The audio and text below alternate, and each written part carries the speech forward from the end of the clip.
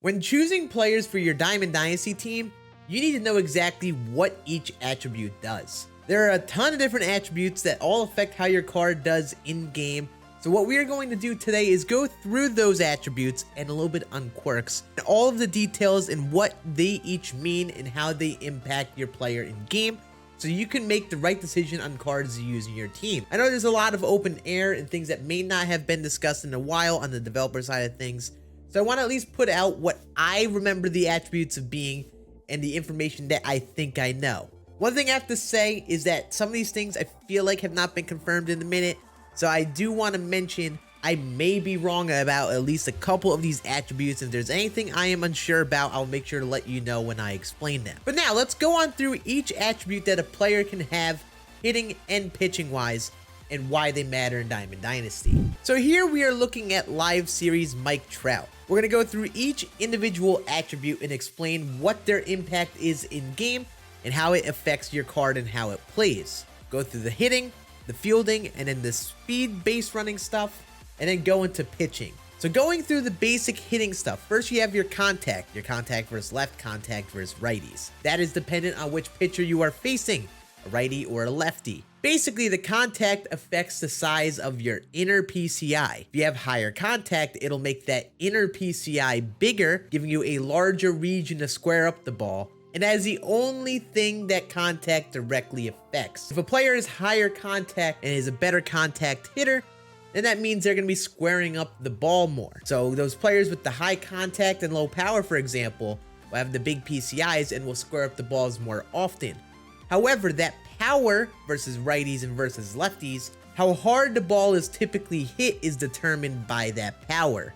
So for example, if you have a player with high contact and low power, they may not hit for as many extra base hits since they have a lower power rating. They'll hit for more singles, more line drives, more grounders through the infield. Those are the things that are affected by contact and power. There are players like, say, a Joey Gallo who has low contact and high power, where whenever he squares up the ball, he may hit it really hard. However, he's not going to square up the ball often because that PCI is smaller and he has a lower contact rating. Thus why certain cards play different ways based on how their contact and power is laid out. So remember, contact is the size of that inner PCI. Power is basically how hard the ball is hit, how many extra base hits they'll get. The vision attribute is the size of the outer PCI, your foul ball region. If you have higher vision, you may not strike out as much. You'll get more foul balls since the outer PCI is bigger. So if you don't get that inner on it, you'll find that you'll get more foul balls with those outer PCIs and those higher vision players. So when you are looking at vision, it's not something to be ignored. It's something you should take note of when choosing players. It is definitely valuable to not strike out as much. Discipline, I am very sure, is an attribute based off check swings. So if a player has low discipline and you tap the button to check swing, they have a higher likelihood of having that check swing called against them and actually going around and swinging. Some players that I think have low discipline, I think also paired with vision, I think that's a thing this year now, they may get more check swing calls against them. They may even just swing when you try to check swing. That discipline rating, it's very low. So they have a higher chance of swinging since they have lower discipline. Clutch, from what I remember of clutch, it adjusts the size of your PCI when runners are on base. So say you have runners on base, runner on second, whatever. I think it affects the size of that hitter's PCI dependent on that situation. So higher clutch, the PCI may be a little bigger in those clutch situations with runner on. This one I feel like is a little bit of open air though. Haven't heard him talk about this in a minute. Then you have your bunt rating and your drag bunt. The difference between the two, the drag bunt rating is when the pitch is coming in and you hit Y so late, the player tries to slap the bunt down while running. That's affected by drag bunt. Regular bunt is affected when you just hold Y and the player just keeps the bunt there while at the plate. And then durability, I really don't know if it has an effect in DD. From my knowledge, I do not know. But basically, this durability I would picture is like staying healthy and being on the field. But I don't know if that has any effect in Diamond Dynasty. I'm going to be real. Zero idea. I feel like this one also has some open air. Then to our fielding ratings. We have our fielding, which is literally just how the ability a fielder has to field the ball. Like the animations they may get when they catch the ball, and so on. Arm, their arm strength is how hard they throw the ball. Arm accuracy is how accurate they throw. and how big that button accuracy meter thing will be when throwing to bases. And reaction is how quickly that player reacts to the ball after it's hit. So a player with a higher react will have a quick first step to the ball, which is definitely valuable. Speaking of defense, blocking is a catcher's ability to physically block the ball when there's, say, a wild pitch or a pitch in the dirt. The catcher with a higher block rating will be able to block more balls, keep less balls from getting behind them. And then finally, our base running speed is just the speed that a player runs on the bases or just in the field. Steal is literally just their higher steal rating. This is why players with high stealing have higher success rates of stealing. And base running aggression, I think, might be like that jump that a runner gets on the base. They might get a quicker first step if they have higher base running aggression. This I'm not entirely sure about. I feel like this one is a little bit open-ended, but I think that's what it is from my knowledge. And then now we look at pitching. Stamina is obviously the energy that a pitcher has each game. Starting pitchers will have higher stamina because they are pitching for longer in the game. Hits per nine is the counter to contact with hitting. So the higher hits per nine will make that inner PCI for opponent hitters smaller. Hits per nine is the amount of hits a pitcher gives up per 9 innings. So the higher that rating, more effective they'll be at reducing hits, thus making that PCI smaller. The Ks per 9 is the same type of thing, but with the outer PCI and vision with hitting. So a higher Ks per 9 means that outer PCI will be smaller. They have a higher ability of striking out people, thus that PCI gets smaller, so the pitcher can strike out more players. Walks per 9, I'm pretty sure, is somewhat related to control.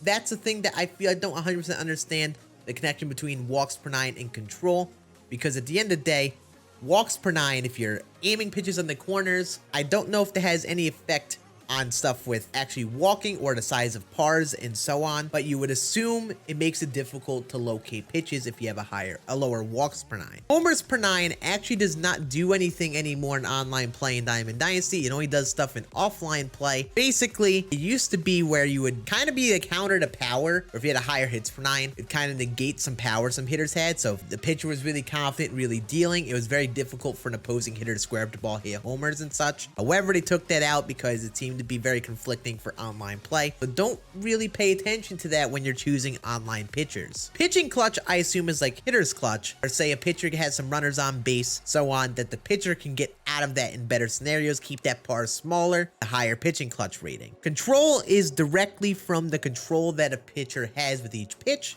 If you hit R3 and shuffle the attributes, you can see the individual pitch control ratings, which I think is more important than that control rating. That only shows, from my knowledge, either the average or the highest overall control pitcher has.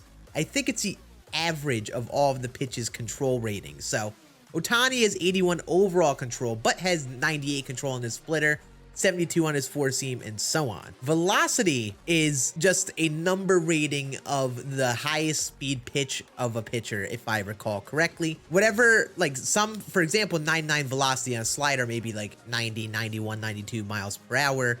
However, for a fastball, 99 velocity may be 99 miles per hour. So don't 100% pay attention to that velocity rating. Look at the individual pitch velocities that they have. That'll be more valuable to choosing a pitcher. And same with the break. I'm pretty sure the break is the same way. It just shows the highest break rating of a pitch. So looking at the individual pitch ratings will be more valuable for determining how much a pitch actually moves. And then the same fielding and arm accuracy. And make sure you check out some pitchers like Ohtani here and their hitting attributes. They do get a little bit of hitting. And just to touch on quirks, just for the sake of it, some live series face the franchise. Any players from current years will get these active quirks. You'll see that legends and such, certain flashbacks won't get crazy quirks. Like all these quirks that Dallas Keuchel here are just there to show different thresholds of attributes. You know, he gets certain attributes because he gets above, say, 80 rating, 90 rating, and these don't actually affect anything in game.